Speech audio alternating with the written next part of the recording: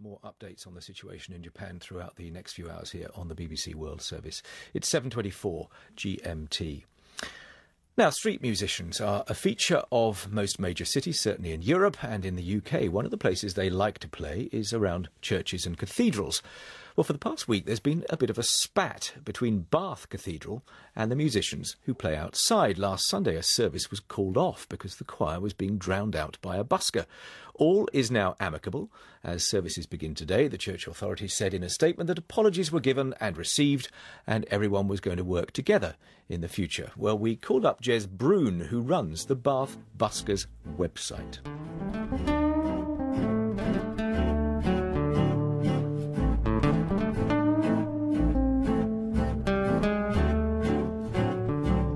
I love music. I'm a self-taught guitarist, and it's a really good rehearsal room. I get out there, nobody really cares if I make a mistake with my chords, because if you look at it from the point of view that nobody actually asks you to play, so we're really imposing on a public space, so you just hope that people will like your particular blend of music.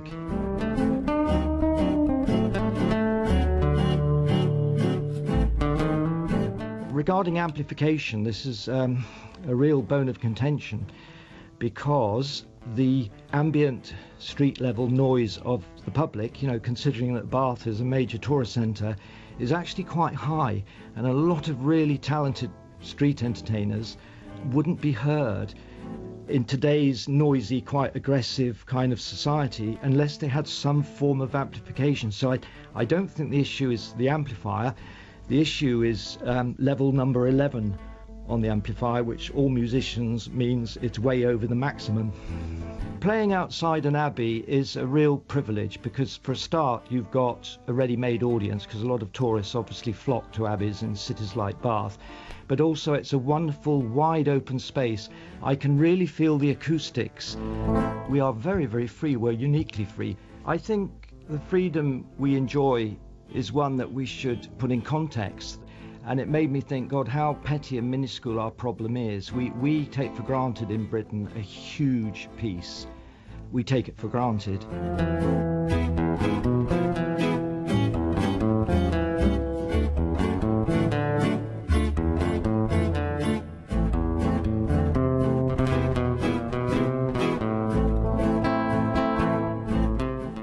To me, when I'm really in my element, because I work from home and I get cabin fever, is to come down on an early Saturday evening and I set up my amplifier outside the Abbey, and I set my amplifier at a really low level and I start playing The Girl from Ipanema.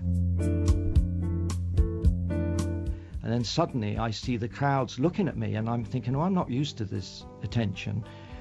Because I expect people to listen to me, not watch me. And then I realise they're not looking at me, they're looking beyond me, and I look over my shoulder and there's a delightful young South American couple dancing to my playing of The Girl from Ipanema, and everybody's smiling.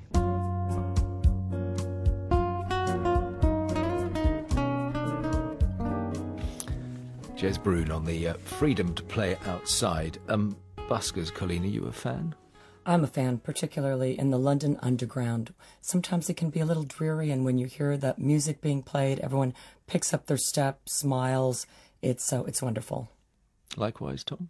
Well, I'm reminded by that of an account by a monk in 11th century France who complained that the singing of the monks was being drowned out by pilgrims who were yelling, screaming and chanting even more loudly than the monks. So essentially there's nothing new, and I hope that people in Bath will recognise that they're getting back in touch with their medieval roots. Only Tom can bring in the 11th century for busking. I love it. I love it. You did. Do you like the structured element in London now, whereby you have to sort of, stand in a particular place and audition and all that? I think it's great because they then have really quality acts that are there.